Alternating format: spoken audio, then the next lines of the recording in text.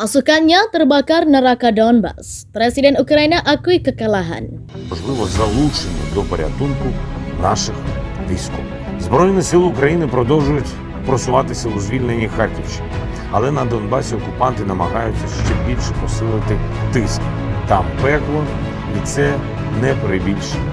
Жорстоке, абсолютно безглузде бомбардування Сєвєродонецька. Там тільки за один день 12 загиблих, десятки поранених.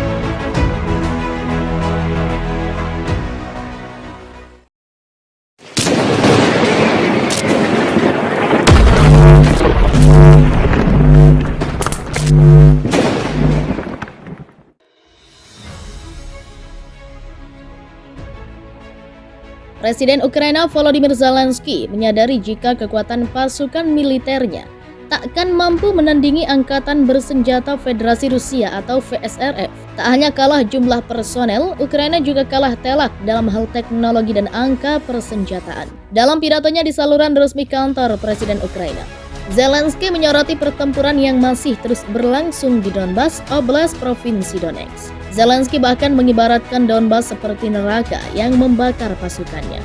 Kami tidak bisa mematahkan keunggulan tentara Rusia dalam artileri dan kekuatan personel. Dan ini sangat terasa dalam pertempuran terutama di Donbas, ujar Zelensky. Piske, Avdiivka dan di sudut lainnya hanya neraka di sana. Itu bahkan tidak bisa dijelaskan dengan kata-kata, katanya dikutip FIFA Militer dari Rusia Today. Apa yang diungkap Zelensky benar adanya.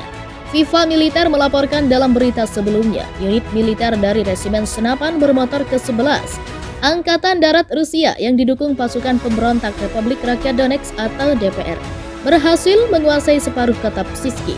Wakil Komandan Resimen Senapan Bermotor ke-11 Angkatan Darat Rusia, Ilya Yamelyanov, menyatakan jika Psisky adalah salah satu kota yang dijadikan benteng raksasa pasukan Angkatan Bersenjata Ukraina atau ZSU. Menyikapi situasi ini, Zelensky kembali menyerukan kepada Amerika Serikat dan negara-negara anggota Pakta Pertahanan Atlantik Utara atau NATO untuk kembali mengirimkan persenjataan ke Ukraina.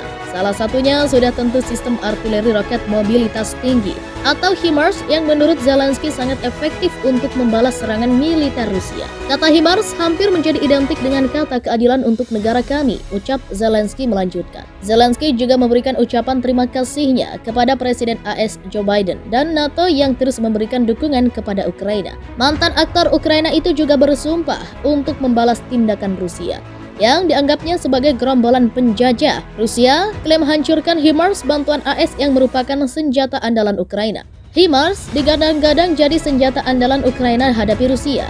Namun di pertempuran Rusia justru dengan mudah menghancurkan HIMARS Ukraina. Hal ini disampaikan Kementerian Pertahanan Rusia Senin 1 Agustus lalu. Dalam klaimnya Rusia menghancurkan 2 unit peluncur roket HIMARS di Kharkov. Informasi disampaikan juru bicara Kemenhan Rusia Majen Igor Konashenkov di Moskow, Senin 1 Agustus 2022. Rusia menghancurkan instalasi senjata HIMARS di kompleks pabrik mesin energi Ukraina di Kharkiv. Dilaporkan 53 prajurit Ukraina dan tentara bayaran asing diklaim tewas.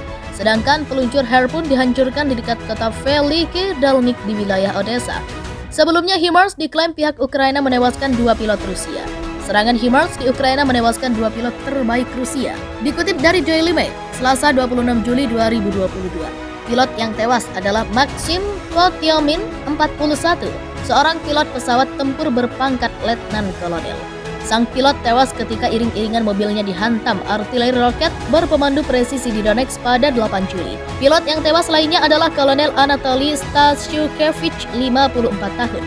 Diperkirakan serangan terhadap pilot Rusia itu tak lepas dari bantuan dari intelijen barat. Mr. Potyomin, Ketua Federasi Terjun Payung Regional Volgograd, mengatakan kepada media lokal, mobil anak saya terkena rudal HIMARS. Letnan Kolonel Sergei Mikhailov, 42 tahun, pemimpin batalion senapan bermotor, juga tewas di Ukraina tetapi meninggal secara terpisah di Potyomin dan Stasyukevich. Natalia Dudinka, ibu baptisnya, mengatakan kehilangannya telah menyebabkan dia sangat berduka.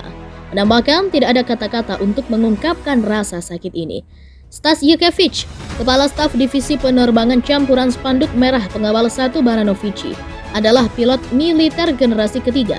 Dia terbang di unit yang sama dengan Potyomin yang berbasis di Krymex, wilayah Krasnodar. Kematian ketiganya disebabkan oleh HIMARS, sistem artileri roket presisi yang diberikan ke Ukraina oleh AS yang tiba di medan perang sekitar sebulan yang lalu.